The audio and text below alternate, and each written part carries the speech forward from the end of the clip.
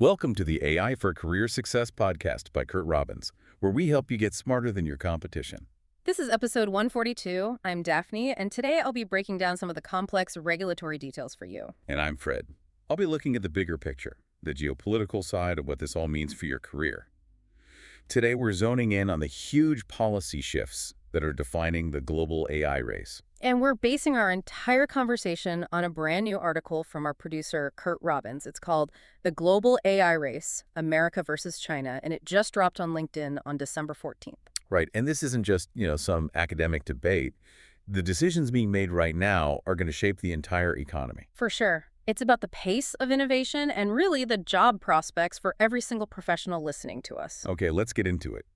The mission today is to figure out why the U.S. government is pushing so hard for a single national AI framework. And how that focus on speed, sometimes over state-level safety rules, is meant to give the U.S. an edge over China. Exactly.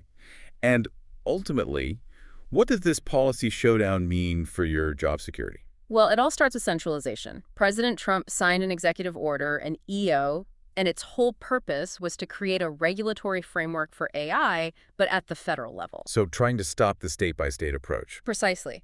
The idea or the argument from the White House is all about efficiency. The goal is one central place for approval. Because these big tech companies, they can't innovate if they have to go to 50 different sources for a green light. They can't. And that number 50 is actually an understatement. The context that led to this EO is, frankly, alarming. How so? Right now, there are over 1,000 different pieces of AI legislation just floating around in the 50 states. 1,000? 1,000, all trying to regulate this one technology. Imagine you're a developer trying to navigate that. It's a complete mess, a tax on innovation. We need a single national framework. Okay, so how does this EO actually, push back? Is it just a suggestion? Oh, not at all. It gives the White House, the DOJ, and the Department of Commerce actual tools to challenge what they consider onerous laws coming from the states. So they can actively fight back. Aggressively. It's a direct move to inject speed into the whole regulatory process. And what's an example of an onerous law? What are they targeting?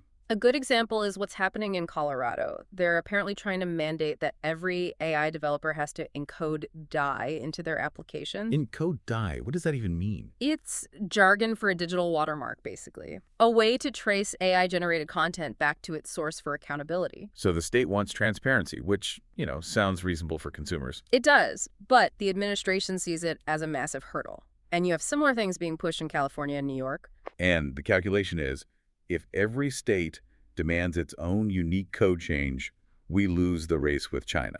That's the core of it. But it's important to clarify something here. Okay. The EO is very specific.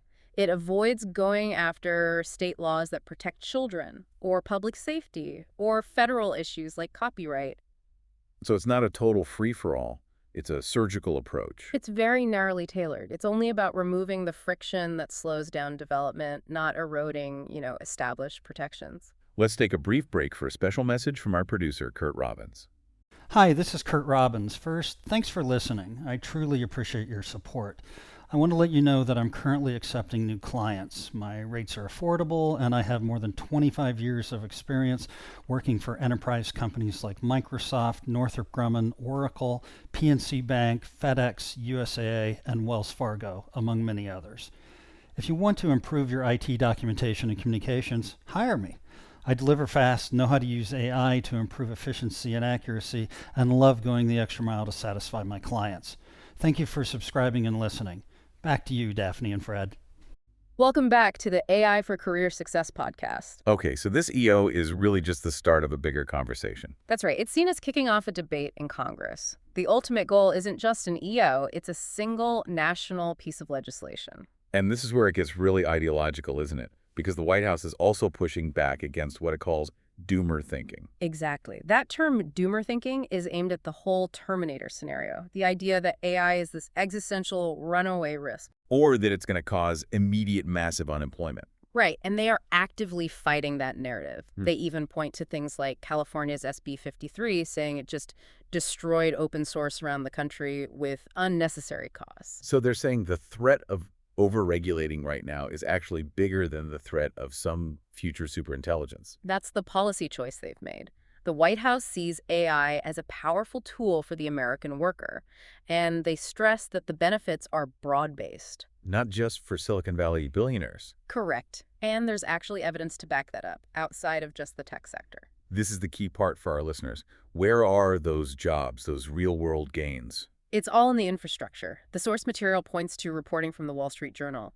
The AI boom has triggered a huge surge in data center construction. Ah, the physical side of the cloud. We forget about that. We do, and building these things creates a ton of demand for high-wage jobs. We're talking electricians, plumbers for cooling systems, technicians, concrete workers. A whole new skill set for the trades, really. A very valuable, highly paid skill set. And at a macro level, economists estimate AI is already powering up to 2% of U.S. GDP growth. 2%. That's now, not in the future. That's right now. So the strategy is clear. Accelerate the current benefits, manage the near-term risks, and don't slow down for theoretical ones. And when they dismiss risks like takeoff, what are they talking about? Takeoff is that sci-fi moment, the singularity, where an AI starts improving itself exponentially. The official stance is we are nowhere near that, so crippling our economy now over it would be a huge mistake. Okay, that brings us to China. The U.S. is all in on speed, almost treating regulation itself as the enemy. How does that compare? It's a complete contrast. China has gone in the opposite direction. They've made AI safety a top political priority. Which means what, in practice? It means mandatory pre-deployment safety reviews. Before a model can launch, it gets audited. And they are not afraid to enforce it. They've reportedly pulled thousands of non-compliant AI products from the market. So they're choosing control over raw speed. A controlled acceleration, yes. And while we're betting on our innovation lead, the evidence suggests China is closing that gap fast. What's the proof of that? Well, for one, NVIDIA is reportedly looking at new production capacity just to meet surging Chinese demand for its chips. That means they're building a lot. And there's collaboration too, right? Yes. Meta, a top U.S. player, is reportedly training its next big model using Alibaba's Qwen. That's part of the Chinese tech stack. Wow. So the Chinese stack is becoming seriously competitive. Very. And now Beijing is considering putting another, $70 billion into its domestic chip industry to become fully self-sufficient. Which brings us to the Prius versus Lamborghini analogy from the article. I think this is so critical. It's a perfect way to frame it. The U.S. is building the Lamborghini, the highest performance, fastest model. But the argument is that we're so focused on that, we're missing the mass market. We are, because most businesses, they don't need a Lamborghini. They need a Prius. They need the Prius, something safe, reliable, auditable, and trustworthy. For things like finance or critical infrastructure, stability beats raw performance every single time. And China, with its focus on safety and pre-deployment reviews, is building the world's best Prius. They are building an enterprise-ready system that global corporations can trust. The risk for the U.S. is that we could win the tech race, but lose the global adoption race. Because the world builds its AI infrastructure on the system that offers reliability, not just unregulated speed. That's the strategic gamble. So what does this all mean for you listening? Whether you're a plumber or a programmer, you're now in a market that's splitting along these two lines. U.S. speed versus Chinese control.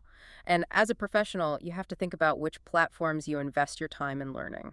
Because while the U.S. is sprinting ahead, that global enterprise adoption might actually swing towards the system that prioritizes safety and stability. You have to ask yourself, in my industry, will my clients need the Lamborghini model from the U.S.?